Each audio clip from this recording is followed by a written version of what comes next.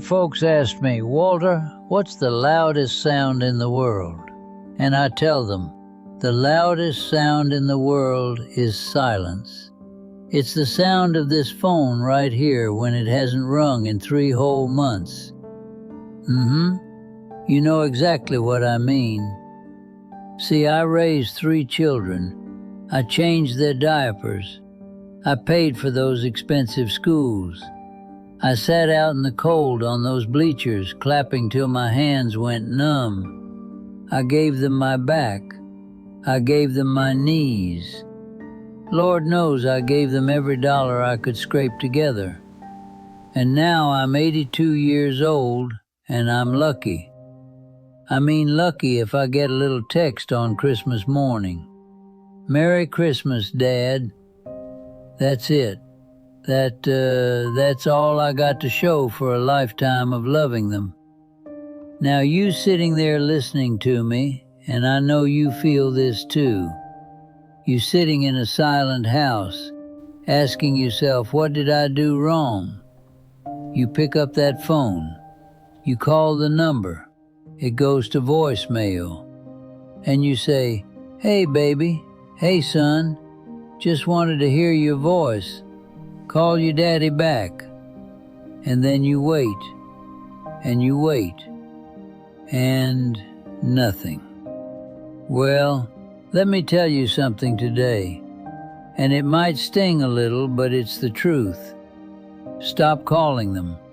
Put the phone down. Don't leave another voicemail. Don't send another text begging for scraps. They left you. They did. And if you keep running after them, you're losing the only thing you still got, your dignity.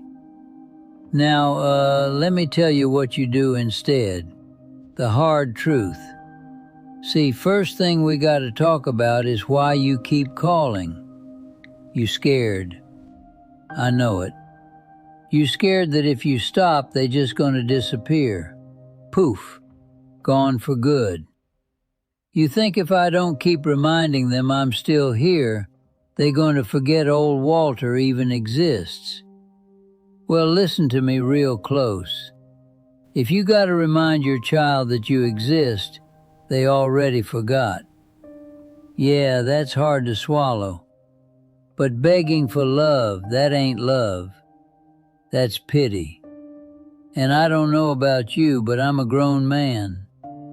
I worked 40 years at that factory. I walked through storms. I done carried more than most folks could handle. I ain't taking pity from the same people I spoon-fed. No, sir.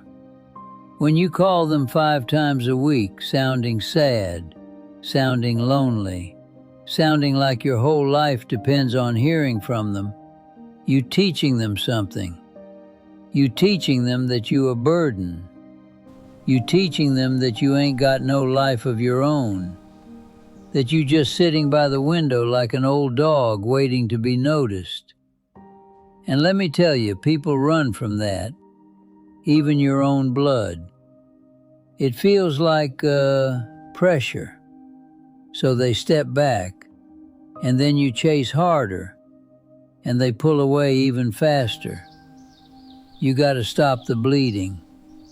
Today. Right now, the chasing ends. Now, step 1, you got to kill that guilt.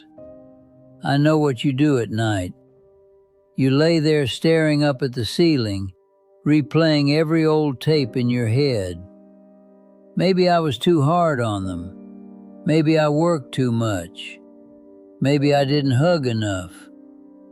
Look here. Ain't no parent perfect. I sure wasn't perfect. Lord, I made mistakes. More than a few. But I was there. I didn't run off. I put food on that table. I kept the lights on. I loved them the best way I knew how. If your children are punishing you today for something that happened 30 years ago, that's on them. That ain't on you. You cannot keep apologizing for the past forever. And you sure can't keep paying for it with your dignity in the present. If they want to carry that grudge, let them carry it. That's a heavy sack to drag around. You don't have to drag it for them. Forgive yourself, man. You did your job. That contract is finished. You deserve some peace now. Step 2, build the garden.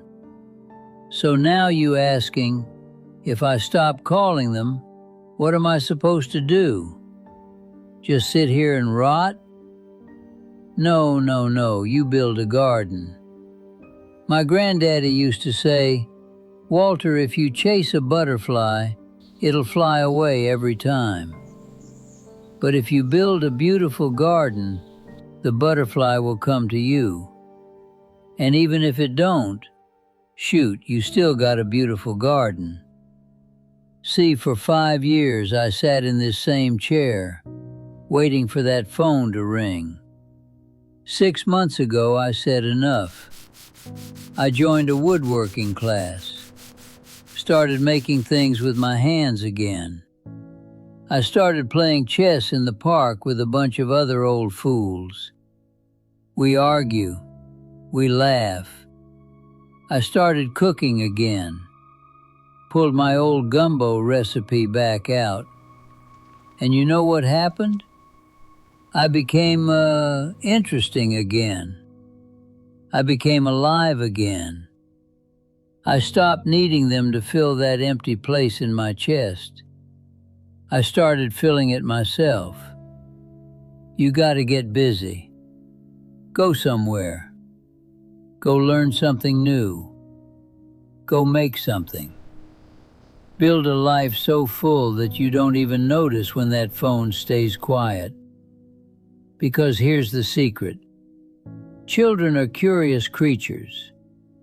When the phone stops ringing, when the guilt trips stop, when the needy messages disappear, they start wondering, why ain't Daddy calling? Is he all right? What's he up to? And eventually they call. And when they do, they don't find some sad old man sitting in the dark.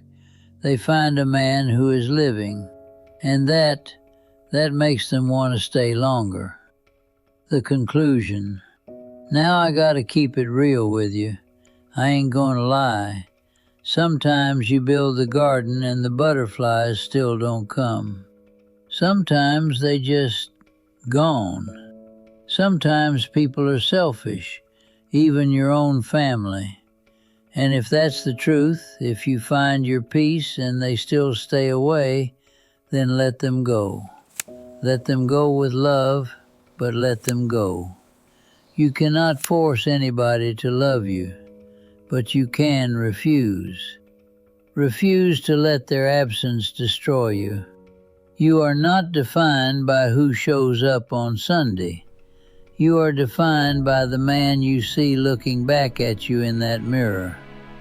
My phone hasn't rung in 3 months, but I'm headed to the wood shop today to build a table, and I'm going to eat a good steak tonight. I'm going to live. If they want to join me, the door is unlocked, but I am not standing in that doorway waiting anymore, and you shouldn't be either. Get up, man. Go live. Drop your truth in the comments. Do children come back when you stop chasing or not? And if this hits you in the heart, subscribe and stay with me.